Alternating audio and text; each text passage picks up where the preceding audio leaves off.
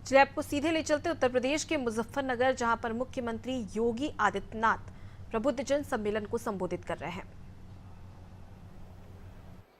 हमारी सरकार ने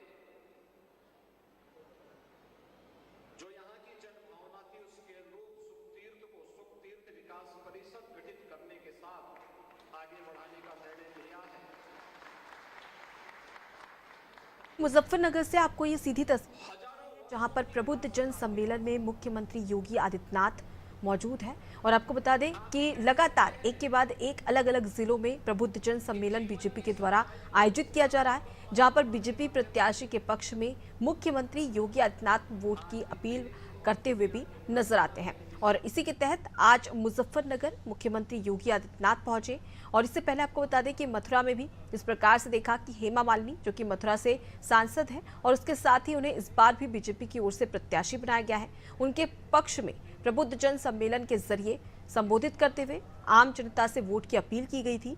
और इसी के मद्देनजर अब मुजफ्फरनगर मुख्यमंत्री योगी आदित्यनाथ पहुंचे हैं।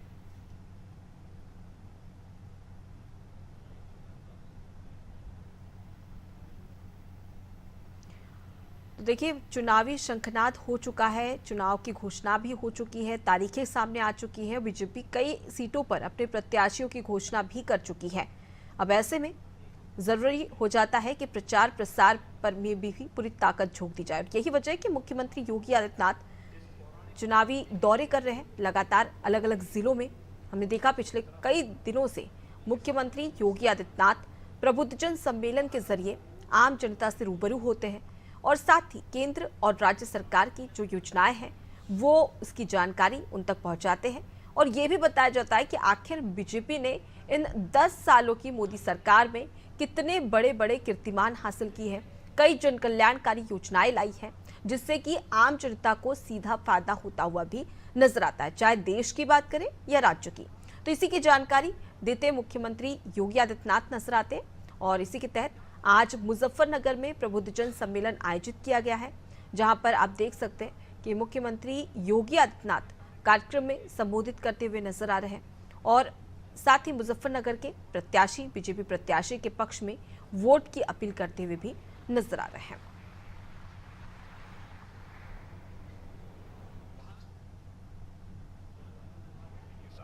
जहां आपको मिलेगा 4.3% तक ज्यादा। तो देखिए, बेहद ही ज़्यादा ज़रूरी हो जाता है, क्योंकि जब जब हमने देखा है कि मुख्यमंत्री योगी आदित्यनाथ जब जनसभा करते हैं तो जो आम जनता है उन्हें मुख्यमंत्री योगी आदित्यनाथ के दौरे से काफ़ी ज़्यादा उम्मीदें रहती हैं। वो इस उम्मीद से और इस आशा के जरिए सभाओं में पहुंचते हैं कि मुख्यमंत्री उनके प्रदेशवासियों को और साथ ही साथ क्षेत्रवासियों को कई बड़ी सौगातें दे सकते हैं। सम्मान की बात है तो स्वाभाविक रूप से मुजफ्फरनगर भी, हमारा पश्चिमी उत्तर प्रदेश भी और हमारा उत्तर प्रदेश भी इससे गौरवान्वित हुआ है, क्योंकि चौधरी साहब उत्तर प्रदेश के मुख्यमंत्री के रूप में भी अपने दायित्व का निर्वहन करके जनता जनार्दन को विकास की एक नई धारा के साथ जोड़ने के कार्य किए थे। बहनों और भाइयों, मैं आज मुजफ्फरनगर में आया हूं एक सामान्य रूप से। जनसभाएं हम लोग बाद में करने के लिए आएंगे, लेकिन डॉक्टर संजीव बालियान जी ने नामांकन किया, तो नामांकन के बाद जब तक सिंबल वगैरह आदि आवंटित होते हैं तो मैंने कहा तब तक मैं प्रबुद्ध जनों का आह्वान करने के लिए एक बार होकर के आ जाता हूं, क्योंकि यहां पे जो लोग आए हैं ये अलग अलग संगठनों से जुड़े हैं। कोई बार एसोसिएशन अधिवक्ता समुदाय से जुड़ा हुआ है, कोई इंडियन मेडिकल एसोसिएशन से जुड़ा हुआ है, कोई शिक्षक समाज से जुड़ा हुआ है, कोई व्यापार मंडल से जुड़ा हुआ है, कोई चैम्बर ऑफ इंडस्ट्रीज से जुड़ा हुआ है, कोई अलग अलग तबके से जुड़े हुए लोग हैं। उन सभी लोगों का, क्योंकि वो समाज का नेतृत्व वर्ग है, उस नेतृत्व वर्ग से मैं अपील कर सकूं।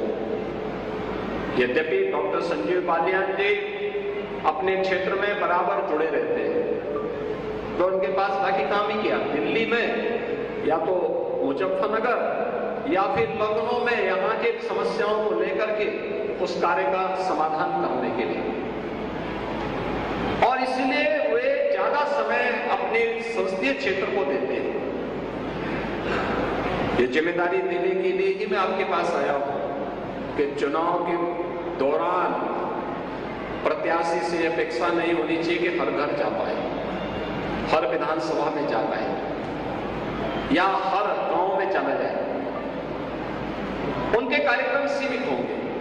जो कि केंद्रीय मंत्री हैं तो अन्य क्षेत्रों में भी उनको प्रचार के लिए जाना पड़ सकता है।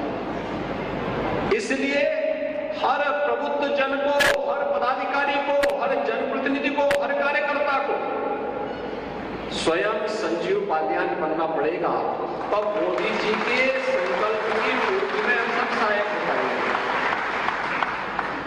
आप देखिए ना, एक वोट की कीमत आपकी कितनी होती है? एक वोट वह देश की तकदीर को भी और देश की तस्वीर को भी बदल सकती है। आपका एक वोट जब गलत हाथों में जाता था तो मुजफ्फरनगर में महीनों कर्फ्यू लगता था। आपका एक वोट सही हाथों में गया तो मुजफ्फरनगर अब कर्फ्यू नहीं, कांवड़ यात्रा के लिए जाना चाहता है।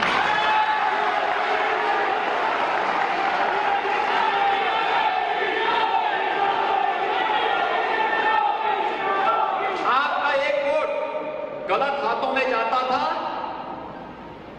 तो बल्कि हमारा पश्चिमी उत्तर प्रदेश अराजकता की भट्टी में झोंक करके यहां की सुरक्षा को खतरे में डाल दी। कितना खतरनाक माहौल था। लोग चलने से डरते थे, आने से डरते थे। आपका एक वोट सही हाथों में गया, सही पार्टी के साथ गया, समाप्त हुई और आस्था को सम्मान मिला। आपने देखा होगा, मैं पिछले 15 दिनों से होली के कार्यक्रमों को प्रदेश भर में देख रहा था। मंडल के नेता श्री राजपाल बालियान जी, जिला पंचायत अध्यक्ष डॉक्टर वीरपाल निर्वाल जी, भारतीय जनता पार्टी के सभी पदाधिकारीगण, सभी माननीय जनप्रतिनिधिगण, पूर्व जनप्रतिनिधिगण और मुजफ्फरनगर के हमारे सभी प्रबुद्ध जन, उपस्थित बहनों और भाइयों, भागवत की इस भूमि को